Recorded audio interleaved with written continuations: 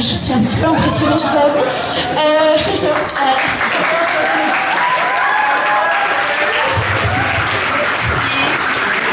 Merci tout le monde. Et moi aussi, je suis très émue d'être parmi vous. Ça m'arrive pas souvent d'être dans des contextes où j'ai des frissons. Et ça m'arrive quand je suis là où il faut être. Et je ne le dis pas rhétoriquement.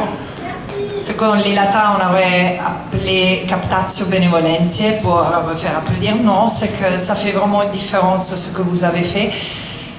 Et quand je m'adresse à vous, c'est comme si je m'adressais à travers vous à toutes jeunes, à tous les étudiants qui ont été les premiers à voir ce génocide. Et je le répète dans toute séance et même dans mon travail, l'avant-dernier rapport que j'ai écrit sur la complicité du secteur privé avec les crimes qu'Israël a commis pendant des décennies, pendant d'occupation illégale et même qui continue pendant le génocide.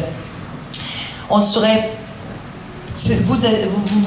les plus jeunes, les étudiants ont été les premiers à les voir et à les opposer du sein d'universités un peu partout dans le monde. Ça partit des États-Unis, ça continuait ici en Europe, et j'ai continué à dénoncer la répression que vous avez subi et que vous continuez à subir.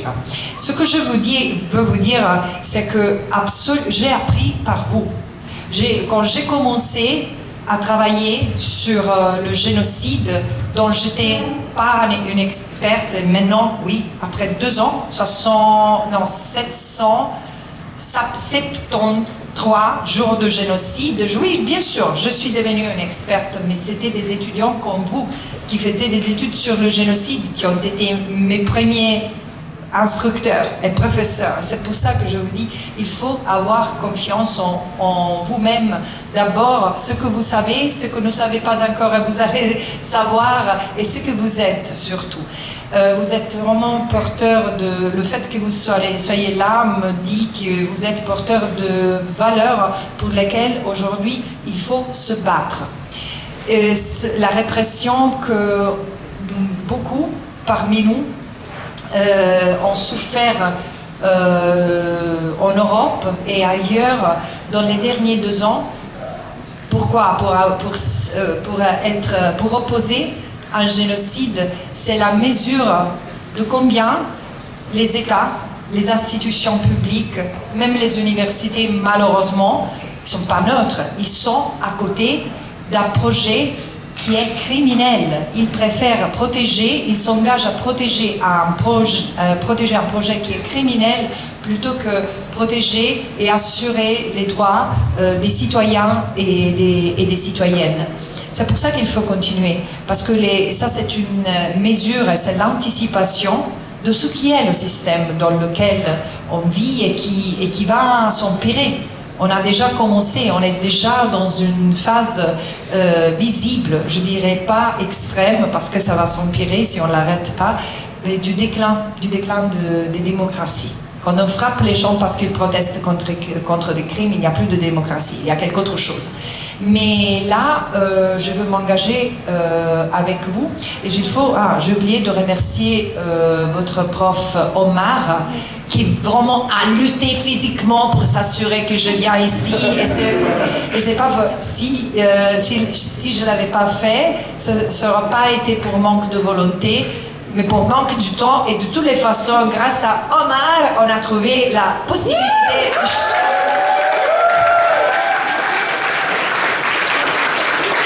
venir. Et justement, il me disait une chose. Il faut que tu viennes, parce que c'est une forme de reconnaissance envers ceux-là qui sont en train... Ce ne sont pas les plus fragiles dans la mesure, comme je le disais, des valeurs que vous portez, mais dans le système. Vous êtes encore en train d'étudier et vous avez tout le futur devant vous, mais c'est un futur qui risque d'être compromis aujourd'hui dans ce système qui n'accepte pas ni de l'empathie vers les victimes d'un génocide, ni la demande de justice. Simplement, qu'est-ce qu'on demande? Qu'on respecte le droit international. Ni plus, ni moins que ça. Et ni moins que ça. Voilà, je veux le souligner. C'est pour ça que vous devez continuer, s'il vous plaît, tout d'abord à grandir en tant que mouvement de résistance pacifique au sein de l'université. L'université, c'est une cellule qui épitomise et représente la société dans laquelle on vit. Il y a beaucoup d'indifférence, mais je trouve qu'il y a plus peur et manque d'information et d'indifférence. C'est pour ça qu'il faut se faire porteur et porteuse gentille, si est possible, de la connaissance de ce qui est la Palestine. Parce que la Palestine, beaucoup de gens parmi nous ne la voient pas. Et ça, il faut être patient, il faut essayer de ne pas juger les gens parce qu'on doit élargir le champ. Vous voyez ce que je veux dire.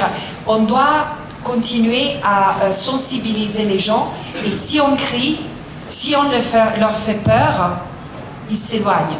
Et moi, je veux être pour vous comme un miroir. Parce que je vous assure, il y a des fois où j'aurais envie d'étrangler métaphoriquement, les gens qui j'ai devant moi.